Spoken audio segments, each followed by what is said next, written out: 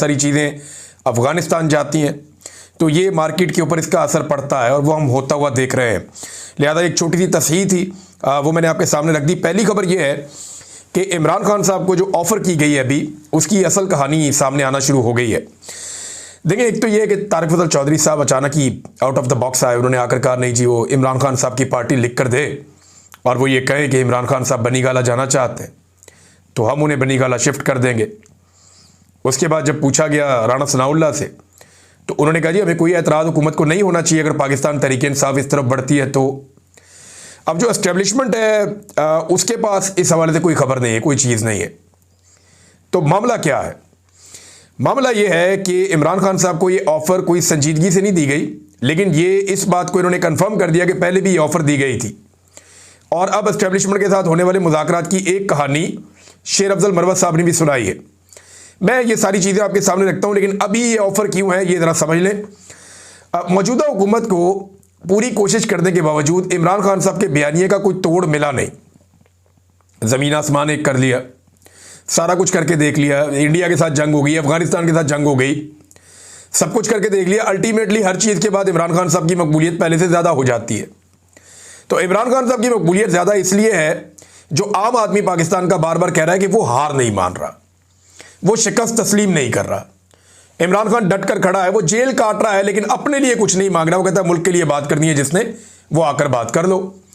अब यहां से इमरान खान साहब लीड ले जाता है नवाज शरीफ से और शहबाज शरीफ से और बाकी लोगों से, जरदारी से, बहुत सारे और सियासतदान। मैं किस किस का नाम लूँ, शर्मिंदा नहीं करना चाहिए ये, क्योंकि बड़े बड़े नाम है इसलिए मैं ले लेता हूँ हर दफ़ा। ये अस्पतालों में चले जाते थे, बैरून मुल्क इलाज के लिए चले जाते थे, लेकिन इमरान खान साहब नहीं जा रहे। अब यहां मामला फंसा हुआ है, तो इन्हें कोई कागज़ चाहिए ऐसा जिसको ये लाकर दिखाएं, देखें जी इमरान खान तो कहता है मुझे बनी गाला जाने दो, ये देखें जी उसकी पार्टी उसके बगैर तो सांस नहीं लेती, उसकी मर्जी के बगैर ये कैसे इमरान खान के लिए रिलीफ मांग रहे हैं। फिर दें या ना दें, इमरान खान को गंदा करने का एक मौका इनको मिलेगा। और देखें इमरान खान को जब बनी गाला जाना होगा ना, तो वो फिर हुकूमत से बात नहीं करेगा, वो इमरान खान को जो लोग ऑफर करते हैं वो उन्हीं से बात करेगा। और ये ऑफरें पहले हो चुकी हैं। शेर अफजल मरवत साहब ने एक कहानी सुनाई और इसके बारे में डॉक्टर शहबाज गिल साहब ने भी इसका एक जवाब दिया। पहले आप ये सुन लें कि शेर अफजल मरवत साहब की जो कहानी जो उन्होंने एक टीवी चैनल पे आसमा शिराजी साहबा को सुनाई वो क्या है। वो कहते हैं जी 3 नवंबर को मुज़ाकरात का सिलसिला शुरू हुआ था।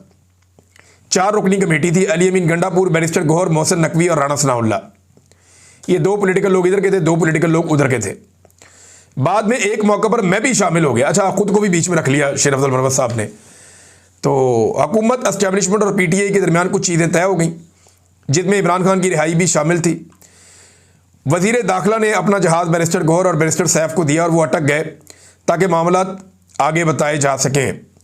25 नवंबर को बैरिस्टर गौहर को जेल भेजा गया, जहां इमरान खान ने वीडियो रिकॉर्ड करवाना थी। वीडियो में इमरान खान ने यह कहना था कि वर्कर मेरी रिहाई होने तक संजानी पर ठहर जाएं। सब सेटल था, यहां तक कि इमरान खान से डिस्कशन हुई कि वीडियो जेल की सुलाखों के बाहर से बनाई जाए या फिर उनके अंदर से, जेल के अंदर से बनाई जाए। ये कह रहे हैं शेर अफजल मरवत।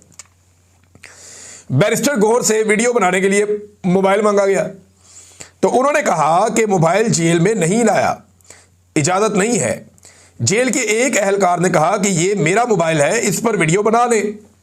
इमरान खान ने कहा कि मुझे इन पर शक है, कहीं ये मेरी वीडियो टेम्पर ना कर दें।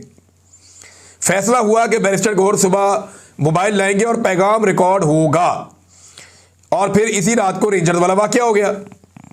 रियासत के इस वक्त तक कोई अज़ाइम नहीं थे जब तक कि रेंजर्स वाला वाकया नहीं हुआ। रियासत किसी किस्म का तसादुम नहीं चाहती थी, इसलिए हर किस्म की कंप्रोमाइज़ पर आ चुकी थी, मगर वाकये के बाद सब खत्म हो गया। ये डील थी, इसके तहत सुबह इमरान खान की रिहाई होनी थी। अच्छा जी, ये कह रहे हैं शेर अफजल मरवत साहब। इसमें लॉजिकली 1-2 चीज़ें मिसिंग है। एक तो रेंजर्स वाला वाकया सारी दुनिया जानती है और पाकिस्तान की एस्टेब्लिशमेंट उसी वक्त से ये जानती थी कि वो वाकया पाकिस्तान तहरीक इंसाफ ने नहीं किया। वो रेंजर्स के जवान एक जगह से निकले और वो जिस तरह वो हादसा हुआ वो बंदा भी पकड़ा गया और उसका पाकिस्तान तहरीक इंसाफ से कोई ताल्लुक भी नहीं था। एक तो ये लॉजिकल नहीं लगता मरवत साहब की बात, और दूसरा मरवत साहब उसके अंदर शामिल हो गए मुज़ाकरात में, वो कैसे? अब गिल साहब का जवाब दें। गिल साहब क्योंकि इन सारी चीज़ों का हिस्सा थे, शहबाज गिल साहब, और वो पाकिस्तान तहरीक इंसाफ के एक इम्पॉर्टेंट आदमी है। इमरान खान साहब के साथ रहे वो इतने साल तक, और इमरान खान साहब ने उन पर इतना एतबार किया कि बहुत सारे लोगों पर नहीं किया। जब वो इक़्तिदार में थे। तो शहबाज गिल साहब जो है वो जितना जानते हैं चीज़ों को कम लोग जानते हैं, और इनसाइड भी वो बहुत ज़्यादा जानते हैं, और आजकल उनकी ज़रूरत भी है क्योंकि वो एक वीलॉग करते हैं और उस वीलॉग के ज़रिए से वो अपनी आवाज़ उठाते हैं या अपनी पार्टी की आवाज़ उठाते हैं, तो उनको ज़्यादा इंफॉर्मेशन भी चाहिए होती है। अब वो ये कह रहे हैं कि झूठ बोल रहा है टाउट, ये सब चौधरी और कंपनी का धोखा था और ये इसमें एक टाउट का काम सरंजाम दे रहा था।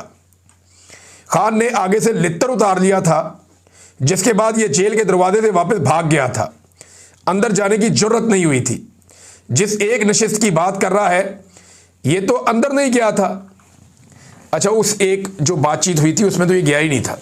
ये अब बता रहे हैं कि ये शेर अफजल मरवत का कोई ताल्लुक नहीं, और वो कहते हैं झूठ बोल रहा है, इमरान खान ने ऐसा कोई मुआहदा तस्लीम नहीं किया था।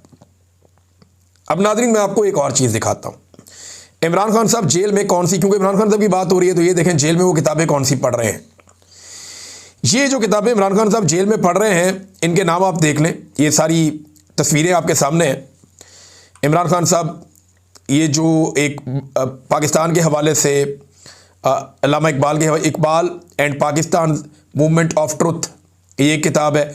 Explaining Islam's mysterious imperial agenda, ये भी एक किताब है।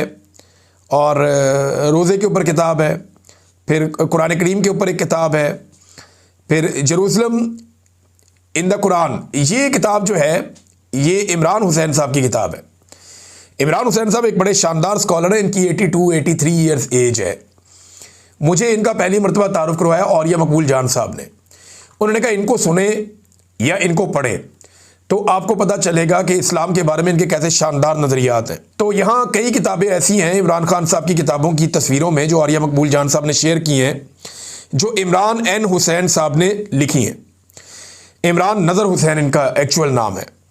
ये फ़िरका परस्ती के सख्त खिलाफ हैं। ये कहते हैं ना मैं सुन्नी हूँ, ना देवबंदी हूँ, ना वाबी हूँ, मेरा कोई किसी फ़िरके से कोई ताल्लुक़ नहीं है।